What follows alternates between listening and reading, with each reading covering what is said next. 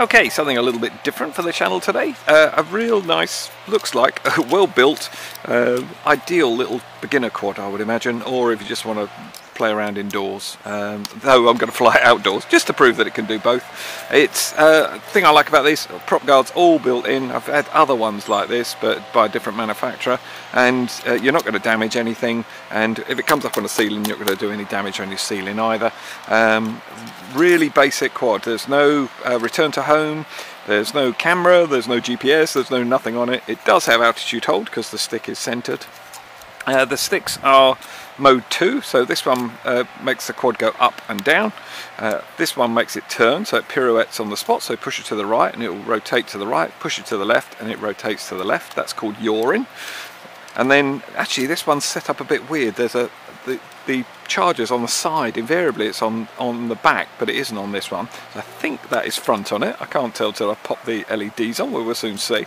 And this control makes it go forwards, backwards, and then right and left, assuming that is forward on the quad. We'll find out in a second.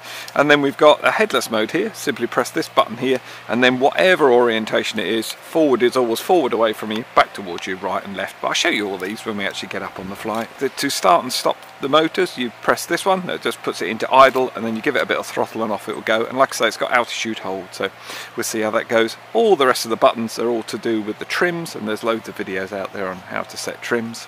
This one's your flip button. You press that and then you choose a direction of flip that you want, and then this one's your rates button, and you press this and it changes the rates while we're in flight. But I'll show you all of this when we get airborne. So you can either turn the quad on first of all, or the transmitter, entirely up to you. I'm going to pop the quad on just for a bit of a change, and we've got LEDs, but they're really quite dull. I mean, at any sort of angle you have a job to see them unless you're directly underneath it, which is, you already know the orientation by then, I would imagine. So, and there's no identification around it at all, really, sort of thing. And I'm pretty sure red is front, which is a really weird way of doing it. So okay, so I'm going to pop that down. Hopefully you can see those flashing LEDs there. When I turn the transmitter on, they go into a slow pulse, so it's waiting to bind. We go up and down on the throttle, and now we've got solid LEDs. There we go.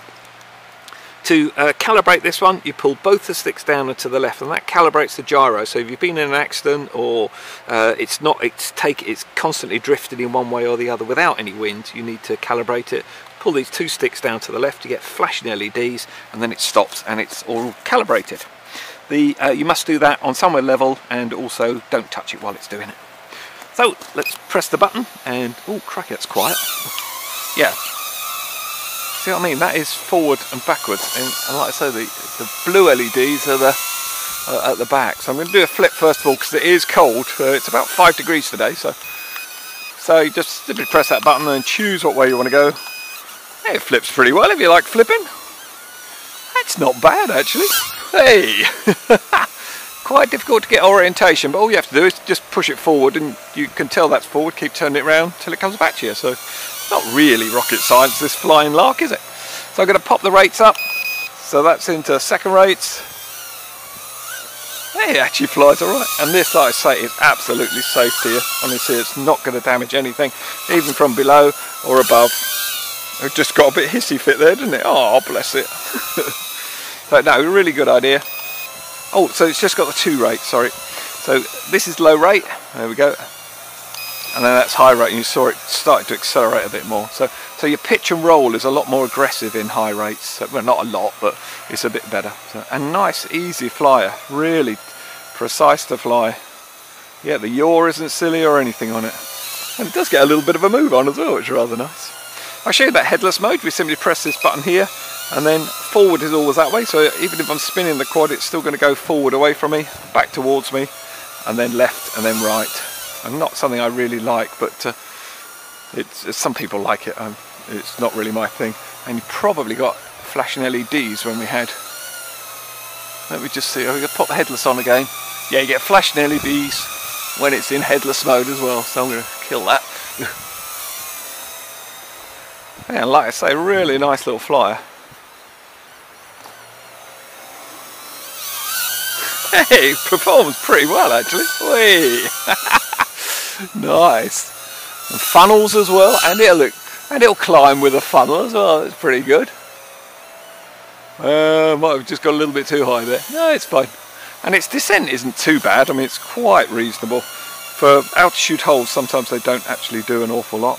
You can press this one, it'll come into land. Whoops, there we go. So as soon as it's finished descending, it'll kill the motors, but I don't really see a lot of sense in that, because let me show you. If I do the same just by pulling the throttle off, just hold the throttle off, and then once it's realised it's not going down anymore, it'll kill the motors after a second anyway. I never understand the land one. You do have an emergency stop on this one as well. Let me just show you that. And literally you just pull these two sticks down and out. There we go, bonk.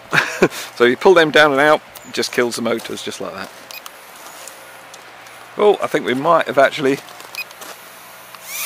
Oh no, we've still got enough power. I'm going to say we've not had a bad little flight actually, because some of these things, at this temperature, you're lucky if you get like a couple of minutes, if that. So quite pleased with it so far. Oh, he's struggling a little bit. I do run them out on the tests. They don't recommend you do, but honestly I don't think you'll do it any damage at all if you do. I doubt if it'll drop the battery too low so that you'd actually damage the LiPo in it. But some of them fly longer once they've actually gone on to the low battery warning, which is the flashing LEDs we got a little while back. There we go. And that's all it'll do, it'll just come in and land. So no problem at all. That's actually quite good fun. Like I say, really safe. You're not going to do any damage to anything. The only thing you possibly could do is at full pitch, which it does actually get a little bit of a move on. You could knock an ornament off somewhere or other, but I always blame the cat anyway. Oh, actually, we haven't got a cat. Oh well, I'll blame the grandkids. Okay, so what did I think of it? Well, I had a lot of fun with it, as you probably saw. And, you know, I try and look at these things of what's it aimed at, you know, who's it aimed at. It's not aimed at professional drone pilots or anything. This is aimed at beginners or somebody who just wants to fly indoors when it's a miserable day outside. Or, like me, if it was a nice day outside, you can still have a buzz around with it, sort of thing. It does that really well.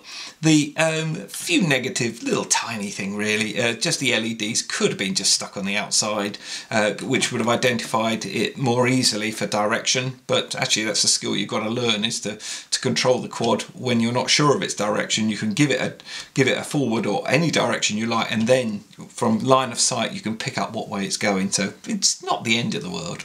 If I was if this was my very first quad and I decided this was the one for me to begin with, I think I'd put a little couple of markers on the front here. I would do orange, because then I'd have orange and black, just to identify the front or the rear, and then when you're actually flying it and just looking at it, you'd soon know which orientation it was. You wouldn't have to worry about the LEDs. That's just the way I'd do it anyway.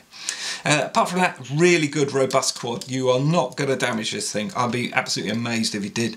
The actual frame is quite flexible on the outside, with a sort of prop guard area. When you get onto the inside, it's really quite a tough sort of plastic in there, but I think the speed this does and the weight of it is not going to do any damage, and it certainly won't damage the quad.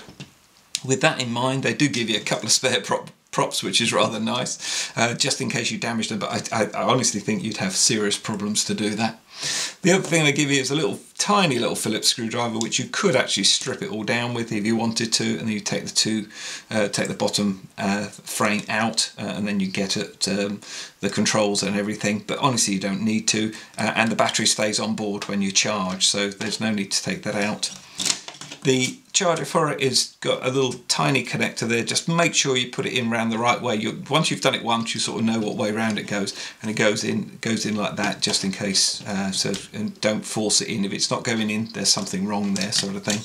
And it charges simply through a USB, so you can charge it with a power bank, is what I tend to use quite a bit, or you can use your mains charger for your phone, in your car, or anywhere with the USB, so your laptop or your computer as well. So that's this is a handy way of charging, especially if you're new to flying as well. The actual controller was really good. I like these little controllers. The tiny ones can be a little bit awkward to fly, but this actually felt quite good. It was just enjoyable to fly, to be perfectly honest. The little screwdriver is quite handy. Just pop the screw out at the back here, and you do need 3 AAA batteries in there, and you don't get those supplied with it. Apart from that, you get everything you need to get going with this, all for around a tenner. And I think if you want to begin with something, you could start with something a lot worse than this, that's for sure.